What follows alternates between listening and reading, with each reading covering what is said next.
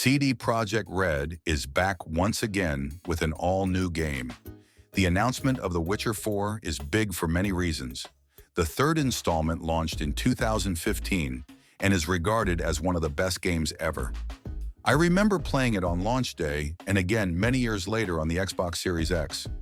I have to say, I largely agree with the sentiment that it is one of the greatest games ever. While I enjoyed Cyberpunk more, bugs and all, Witcher has to be up there for most. The point is that CD Projekt Red has built up a lot of goodwill with fans over the years. While some of that goodwill was lost with the botched launch of Cyberpunk 2077, they eventually managed to stick to the landing. They sold 30 million copies of the original and an additional 8 million for Phantom Liberty.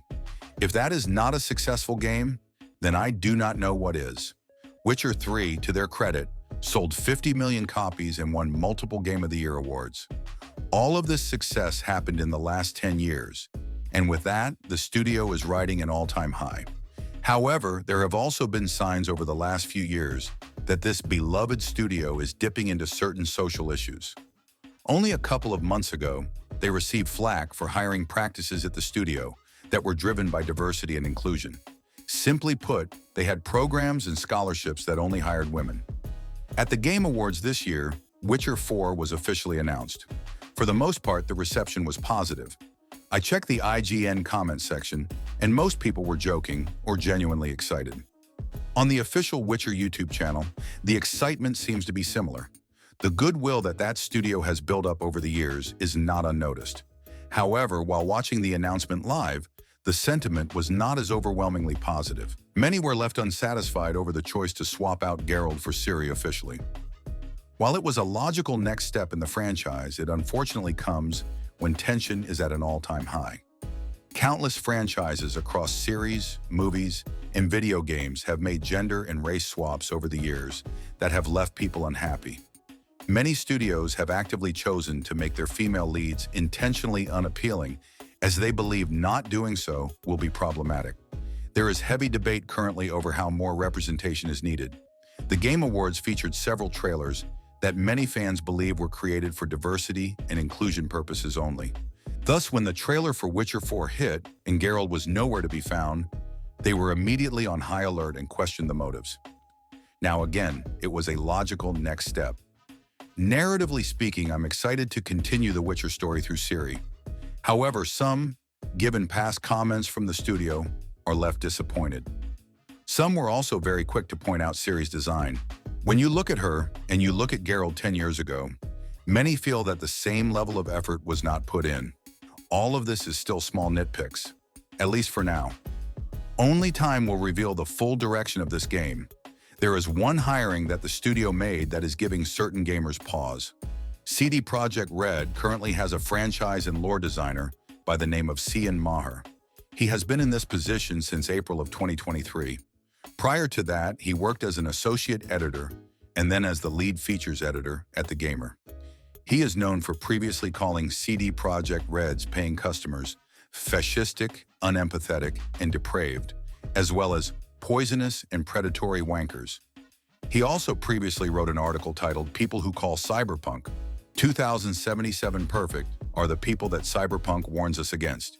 In it, he states, "While I can recognize that CD Projekt's marketing of Cyberpunk 2077 leaned into the edgelord egos of a demographic that rhymes with Bincel, the sheer volume of people who have exposed themselves as irredeemably malicious lowlifes over the past few months, and the past few days in particular, is not just disheartening, but legitimately frightening. I was always aware of the malevolent mob, although I never recognized its alarming number of proponents." He also did a piece where he claimed that Cyberpunk was harassing trans people.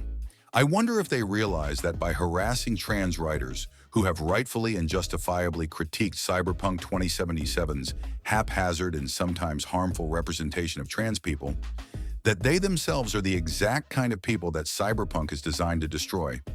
Fascistic, unempathetic, and depraved proponents of a regime designed to foster irreversible and indiscriminate misery in technophilic dystopia. Now, I find that claim silly. Cyberpunk portrays everyone in a multitude of different ways. That is part of the game. Like any other group, trans people are not above parody. They have black people who are drug lords, women who are prostitutes. White people are obsessed with money and organized crime. They have Asian people as underground criminals. Is trans people really where we draw the line? He goes on to say in his article, the people who perceive Cyberpunk 2077 as some impenetrably perfect game, the vast majority of whom haven't so much as played a single second of it, are a gross testament to the members of society and the cyberpunk genre at large paint as antagonistic. It is a weird form of voyeurism that is frighteningly and almost unbelievably ignorant of itself. Now, to his credit, Cyberpunk obviously is not perfect.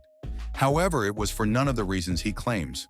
The game had flaws, not because of problematic narratives that portray trans people. It was just a buggy mess. Once you get past that, the game is as perfect as you get in terms of gameplay and story. I will say that the game is a solid 9. However, in this article, he goes on to say, the people who perceive Cyberpunk 2077 as some impenetrably perfect game, the vast majority of whom haven't so much as played a single second of it, are a gross testament to the members of society and the cyberpunk genre at large paint as antagonistic. It is a weird form of voyeurism that is frighteningly and almost unbelievably ignorant of itself. He also stated on Twitter that he wanted to gain muscle to punch gamers.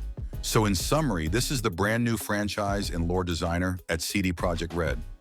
Given this context, I understand why some fans are nervous. Now, I will say that you can be crazy on Twitter and still be a creative and talented game designer.